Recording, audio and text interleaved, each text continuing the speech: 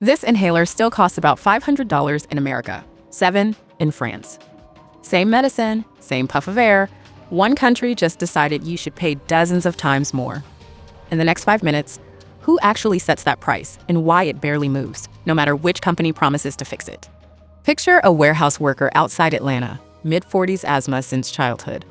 Every month, the same counter, the same controller inhaler. Some months, her high-deductible plan covers it. Some months, before that deductible is met, the counter quotes her the full list price, and she leaves having quietly decided to stretch the last one a few more days. And here's what should stop you cold. Even India's government caps this kind of inhaler at about $1.20 and still turns a profit. So stay with me. Where does America's 500 actually go? The answer isn't the medicine. To find it, forget the drug and look at the plastic it comes in. Researchers reviewed every inhaler the FDA has approved in the modern era, 62 of them, nearly all brand name, each shielded from generic competition for a median of 16 years. Then comes the tell. More than half of those patents didn't cover the drug at all. They covered the device, the shell, the counter, the mouthpiece. Move an old, off-patent medicine into a slightly new device, and the monopoly resets. Researchers call it device hopping. The monopoly was never in the molecule. It was in the plastic. So when a patent expires, a generic should follow. But copying the device is so hard that Avere's first generic didn't arrive until 2019, and Mylan said it cost more than $700 million. Yet that still doesn't explain how one of the cheapest drugs on Earth went a decade with no generic at all. For that, we go back to 2008. That year, a change nobody was arguing about quietly erased the cheap inhaler. The reason was environmental.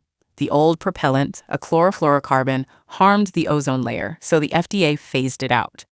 Fair enough, except the cheap generic albuterol inhalers ran on exactly that propellant. When the ban hit, they vanished from shelves, leaving only patented, brand-name versions behind.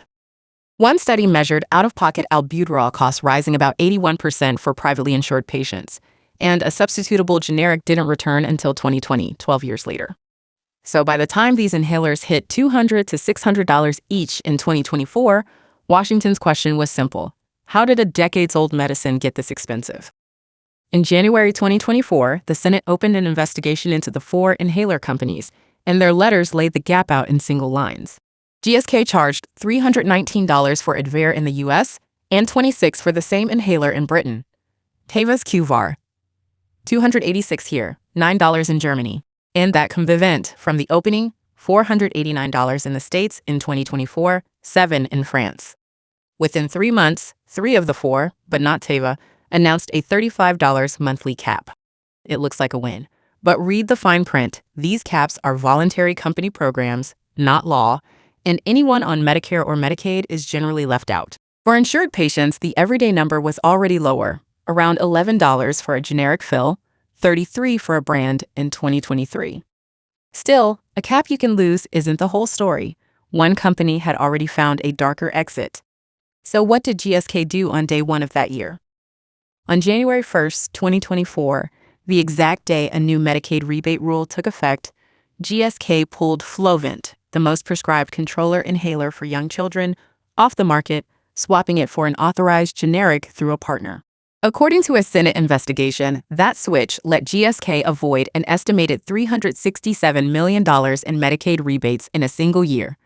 Rebates it owed for raising the price faster than inflation. That authorized generic listed at roughly $150 to $250 a month, and the report found it wasn't covered by the $35 cap. So the price was never really about the medicine, it was the device patent and the rebate math around it. The honest ending, a real generic Flovent finally arrived in March 2026, the first true price competition in the whole saga. But roughly 1 in 6 American adults with asthma still skips or stretches medication because of cost. If that's you, the move isn't a website. It's asking your pharmacist whether a generic or a manufacturer program fits your prescription. If a no-hype breakdown like this is useful, subscribe. The real cost of care, no clinic ads, no sponsors. About $500 in America, $7 in France. Same inhaler. That gap isn't the medicine, it's the system on full display. You shouldn't have to go broke to feel whole.